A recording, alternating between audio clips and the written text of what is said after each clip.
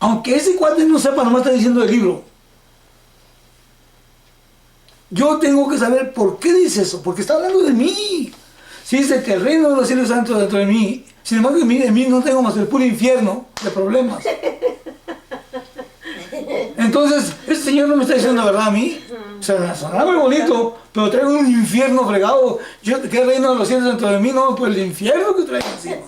Los celos, el coraje, la desesperación, la envidia, el odio, la tristeza, la depresión. Esos son... ¿Dónde está el reino de los cielos? ¿A qué se está refiriendo ese señor? Ahora, si de veras el reino de los cielos está a mí, vamos a suponer que el Señor diga la verdad. Vamos a decir que el libro dice la verdad, que Jesús dijo la verdad, que el reino de los cielos se encuentra entre vosotros. Pues eso para la persona inteligente se convierte en un desafío. ¿Para qué? Para comprobarlo. Y no comprobarlo nada más como una especie de curiosidad intelectual. Porque podemos comprobarlo a nivel de curiosidad intelectual. Sí. Se vuelve interesante, ¿verdad? Se vuelve interesante, pero no importante. Porque hay cosas que son interesantes, pero que no son importantes. Entonces, la tiene que volver no solamente interesante, sino que tiene que tener un propósito de resolver algo. De otra manera no es importante.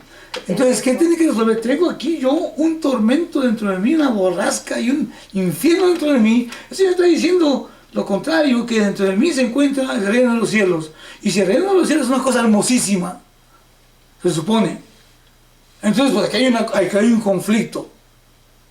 Entonces yo tengo que resolverlo. ¿Por qué? Porque si en verdad en mí se encuentra el reino de los cielos, se va a acabar la borrasca. La borrasca tiene que terminar.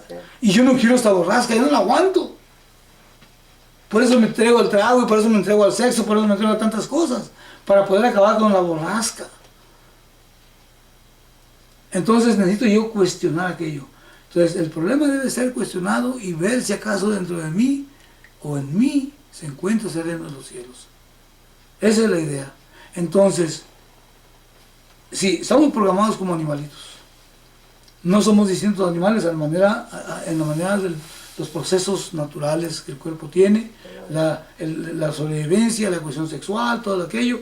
Desde los sentidos nos informan y la comodidad, el calor, el frío, pues tratamos de que esté más o menos templadito. Todo eso es como los animales. Tenemos sentimientos también, ok, magnífico. Pero cuando somos manejados por los sentidos y manejados por los sentimientos solamente, y no entra en juego la razón, y cuando ni siquiera hacemos un intento por tratar de descubrir la verdad de nosotros mismos, entonces estamos desperdiciando este vehículo tan hermoso que nos dio, caramba. O sea, nos diferenciamos de los animales en la capacidad de poder tener conciencia de nosotros mismos. Y tenemos la capacidad de sufrir dolor moral. Los vacas no tienen dolor moral. Las pulgas no tienen dolor moral. Pican, ¿verdad? No sienten eso, porque el dolor moral viene ¿por qué? Porque estamos conscientes de nosotros mismos. Me estoy refiriendo al dolor moral. ¿Cuál es el dolor moral? Pues cuando hay algo muy profundo, ¿verdad? Profundo, sentimientos profundo, negativos, sí. Tristeza.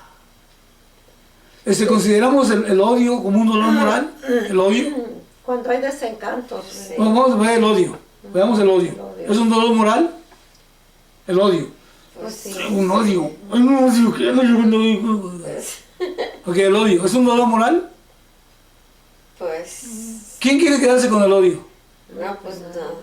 Causa dolor, ¿verdad? Sí. El odio es una cosa pesada. Malestar. Entonces, ¿por qué quiero venganza? Ajá. Para deshacer. ¿Para qué? Para que se... Ahora sí. ¿Qué te pasa? Oye, pues estabas ayer odioso y ahora nomás... No, pero ya me desquité. Ahora sí, es dulce la venganza. Entonces el odio... Ya se le fue el sufrimiento. El odio es un dolor moral. Porque ya hizo sufrir al otro, pues sí.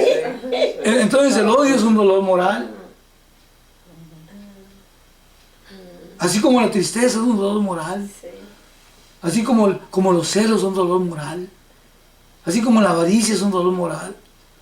Estamos clavados en la daga, como decimos. ¿Se acuerdan lo que dicen? Tenemos la clavada, mano. Ay, sí, mano, ando volando bajo.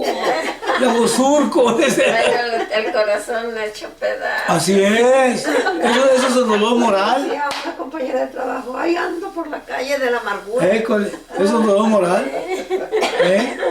Entonces, el dolor moral es exclusivo de los seres humanos.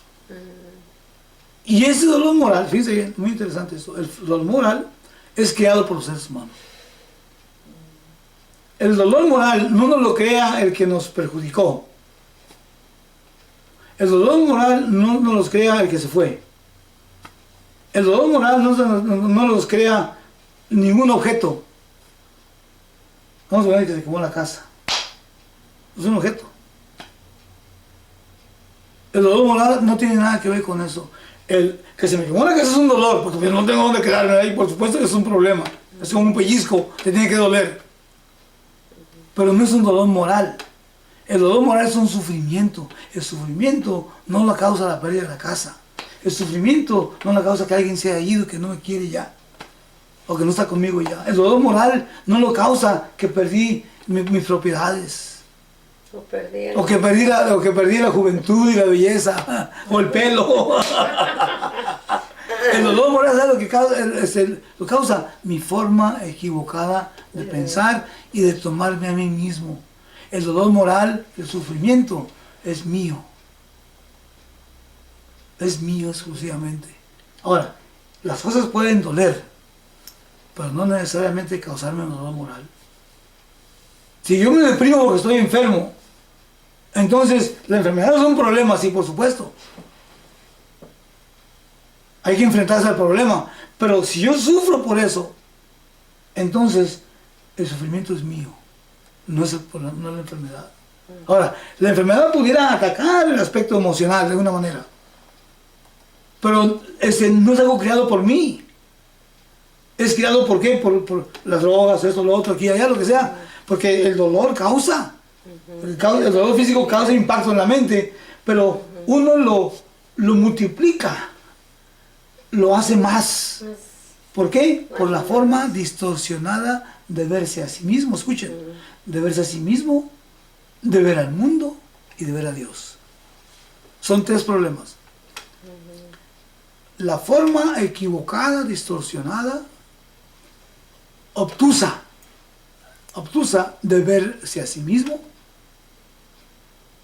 de ver al mundo y de ver a Dios. Son tres problemas. La palabra obtuso, ¿qué quiere decir?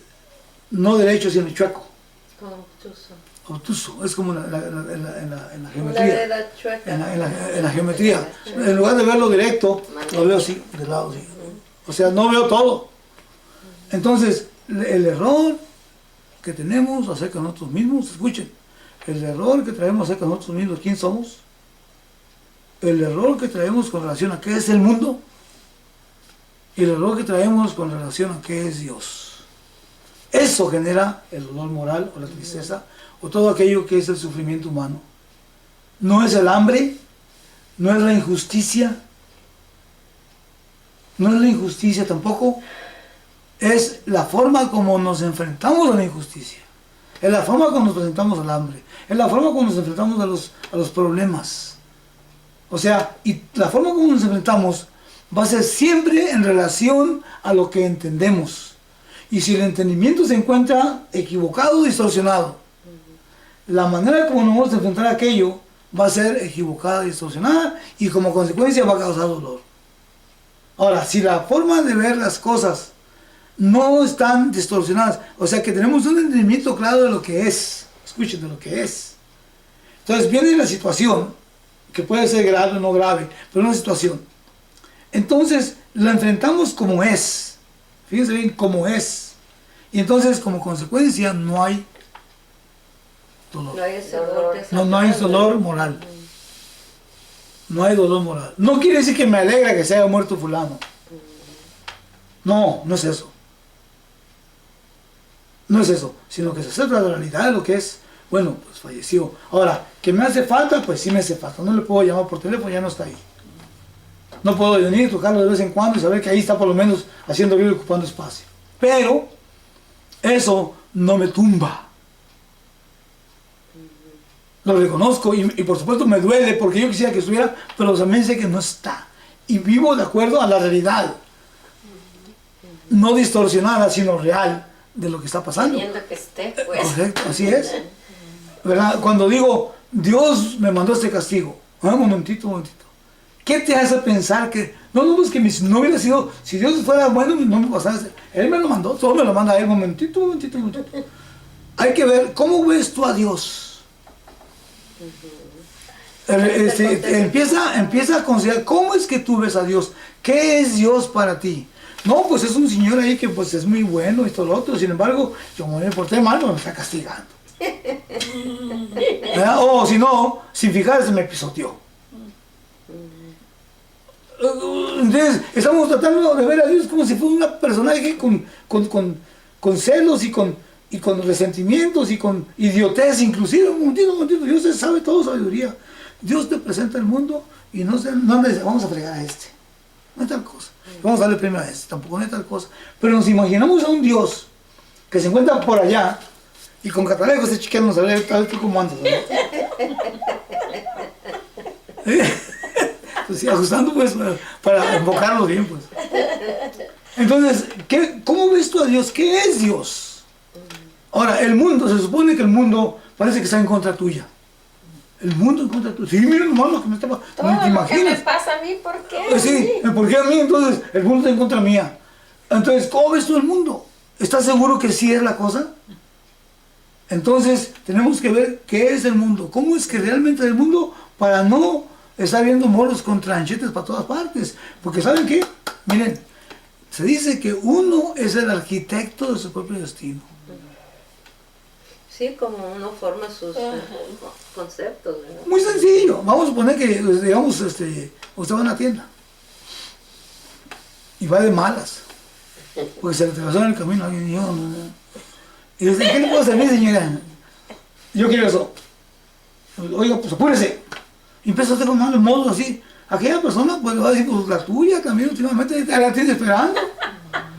Y luego llega a la casa, no, que me fue re mal, que el mundo está en contra mí, mira nomás que esa persona agarró y no me hizo caso, se fue con otro. Discriminar. Pues sí, pues es que uno trae la cara larga, pues uno refleja cara larga.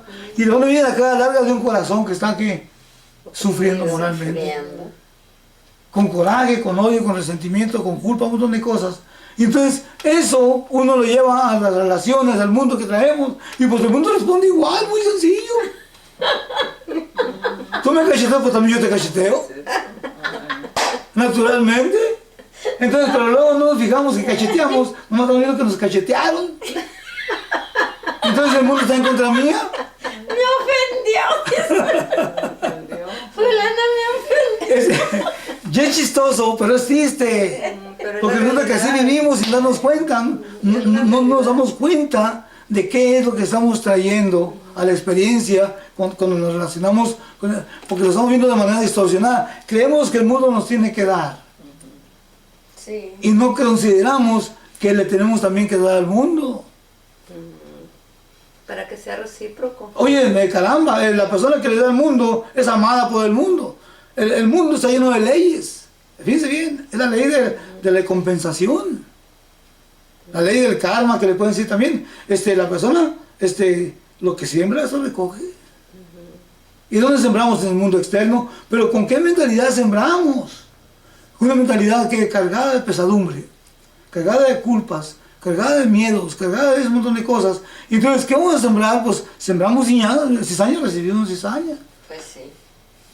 A ver, si hay un ser compadecido por ahí, que a pesar de eso, todavía nos aguante y nos ayude, pues ni siquiera podemos disfrutarlo porque no lo reconocemos.